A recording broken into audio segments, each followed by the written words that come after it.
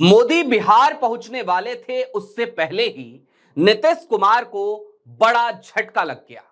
दो दिग्गजों ने पार्टी को छोड़ दिया और जब पार्टी को छोड़ा तो फिर किसी और के साथ नहीं गए, सीधे तौर पर कांग्रेस के मंच पर आए, कांग्रेस अध्यक्ष के साथ दिखे और कहा कि हम अब राहुल गांधी की विचारधारा से प्रेरित होकर यहां आए हैं, आइडिया ऑफ इंडिया के लिए काम करना चाहते हैं। और फिर नीतीश कुमार के बारे में भी बहुत कुछ बोल गए, एक बड़ा खुलासा भी कर दिया।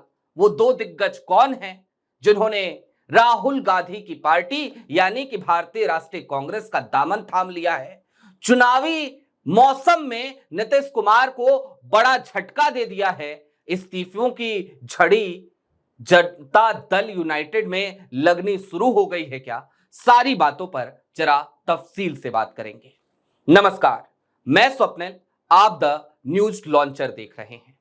सबसे पहले तो आपकी स्क्रीन पर वही खबर है, दो दिग्गजों ने जनता दल यूनाइटेड का दामन छोड़ दिया है और कांग्रेस का दामन थाम लिया है। कांग्रेस के प्रदेश अध्यक्ष राजेश कुमार की मौजूदगी में दो दिग्गज, जिनका नाम एक सुरेश चंचल जो मुजफ्फरपुर की सकरा विधानसभा से विधायक थे, उन्होंने कांग्रेस पार्टी का दामन थामा, और दूसरे जनता दल यूनाइटेड के लिए बेहद महत्वपूर्ण चेहरा हाजी परवेज सिद्दीकी, उन्होंने भी आज कांग्रेस का दामन थाम लिया। हाजी परवेज सिद्दीकी दरअसल एक ऐसे संगठन के राष्ट्रीय अध्यक्ष भी हैं जो संगठन मदरसों के आधुनिकीकरण के लिए काम करती है। अब यह तो एक लाइन की खबर है, लेकिन इस खबर का विश्लेषण बड़ा जरूरी हो जाता है क्योंकि आज की तारीख में सुरेश चंचल ने और हाजी परवेज ने जो बातें कही हैं वो बातें बेहद महत्वपूर्ण हैं। लंबे समय से नीतीश कुमार के स्वास्थ्य को लेकर तो सवाल उठ ही रहे हैं, उनके स्वास्थ्य की भी चर्चा हुई और साथ ही साथ उनके हाईजैक हो जाने की बात भी आज जनता दल यूनाइटेड के इन दो दिग्गजों ने कर दी, कांग्रेस के मंच से कर दी। हाजी परवेज ने सीधे तौर पर यह बात कही कि नीतीश कुमार की पार्टी जनता दल यूनाइटेड और भारतीय जनता पार्टी में अब कोई अंतर नहीं रह गया है। नीतीश कुमार ने सामाजिक न्याय की लड़ाई लड़ने के उद्देश्य के साथ जिस पार्टी का गठन किया था, आज की तारीख में वो पार्टी सामाजिक न्याय की लड़ाई से दूर नजर आती है और आज की तारीख में वो भारतीय जनता पार्टी के रास्ते पर चलती हुई नजर आती है।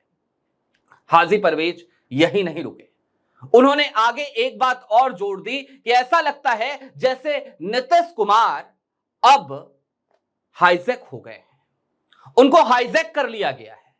वो वही करते हैं जो भारतीय जनता पार्टी चाहती है। उनके इर्द गिर्द ऐसे लोग हैं क्या जो जानबूझकर नीतीश कुमार को काम नहीं करने दे रहे? और इसके बाद सुरेश चंचल ने दो कदम आगे बढ़ते हुए एक बड़ी बात बोली। सुरेश चंचल ये बोलते हुए नजर आए कि नीतीश कुमार लंबे समय से बीमार हैं और ऐसे में उनकी बीमारी का फायदा उठाया जा रहा है, लिहाजा अब नीतीश कुमार की पार्टी के पास कोई खास स्कोप नहीं है, वो भारतीय जनता पार्टी के साथ ही चल रही है। भारतीय जनता पार्टी जो कहती है वही नीतीश कुमार की पार्टी करती है और ऐसे में हम जैसे लोग जो सामाजिक न्याय की लड़ाई के लिए जनता दल यूनाइटेड के साथ थे या नीतीश कुमार के साथ थे, हम अब वहां पे असहज महसूस करते हैं, लिहाजा हमने अपनी नई मंजिल खोज ली, हम कांग्रेस में शामिल हो गए और इसलिए भी कांग्रेस में शामिल हो गए क्योंकि राहुल गांधी की विचारधारा से हम सब प्रभावित हैं। राहुल गांधी की विचारधारा का मतलब क्या है, तो अब जरा इस पर भी संक्षेप में कुछ समझ लेते हैं।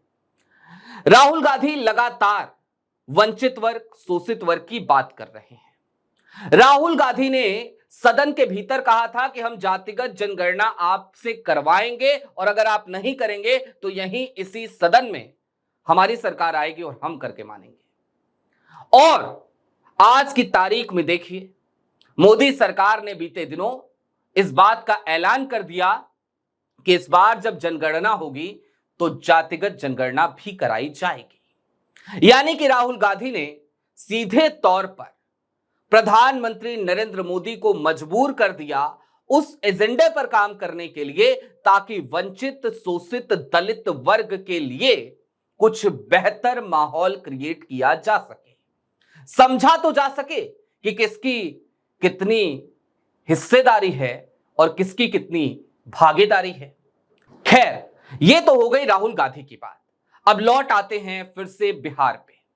चुनावी मौसम है, प्रधानमंत्री नरेंद्र मोदी आज पटना पहुंच रहे हैं, वहां पर रोड शो करेंगे और आज लगातार एनडीए की बैठकें होती रही। जनता दल यूनाइटेड के कई बड़े चेहरे, यहां तक कि केंद्रीय मंत्री ललन सिंह भी यह कहते हुए नजर आए कि प्रधानमंत्री मोदी जी का जो पटना का दौरा होगा, जो बिहार का दौरा होगा, वह ऐतिहासिक दौरा होगा, बड़ा शानदार दौरा होगा।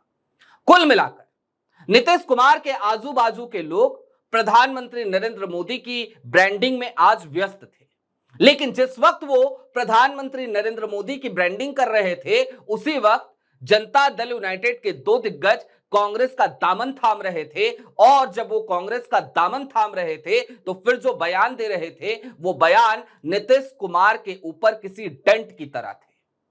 बिहार में आगामी चुनाव में जाहिर सी बात है, इस तरीके से ही यदि इस्तीफों की झड़ी लगी रही, तो फिर नीतीश कुमार की पार्टी का अस्तित्व खतरे में आना तय है। वैसे भी तमाम सियासी पंडितों की माने तो भारतीय जनता पार्टी जिस तरीके की रणनीति पर काम कर रही है, वो यही तो चाहती है कि नीतीश कुमार की पार्टी का अस्तित्व उसे समेट दिया जाए।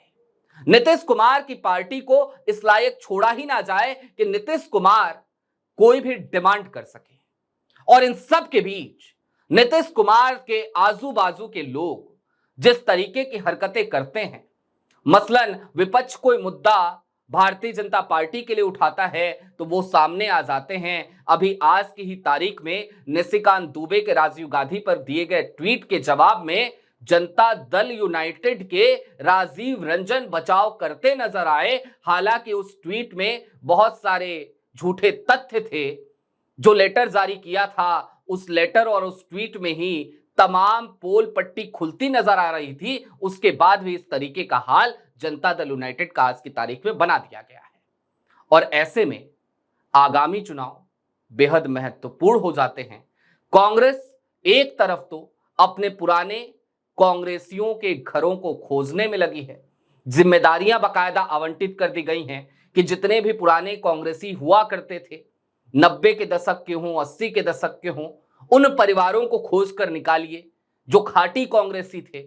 और दूसरी तरफ जनता दल यूनाइटेड के लोगों का यूं इस तरीके से छोड़कर कांग्रेस में शामिल होना और साथ ही साथ ये आरोप लगाना कि भाई सामाजिक न्याय की लड़ाई अब नीतीश कुमार नहीं लड़ रहे हैं, वो भारतीय जनता पार्टी के इशारे पे काम कर रहे हैं, वो इतना बीमार हो चुके हैं कि वो काम नहीं कर सकते, या फिर कि वो हाईजैक हो चले हैं, ये नीतीश कुमार के लिए बड़ी परेशानी का सबब बन चला है। बहरहाल अभी के लिए दीजिए इजाजत। ऐसे ही तमाम अपडेट्स, तमाम डेवलपमेंट्स के लिए जुड़े रहिए द न्यूज लॉन्चर के साथ। शुक्रिया।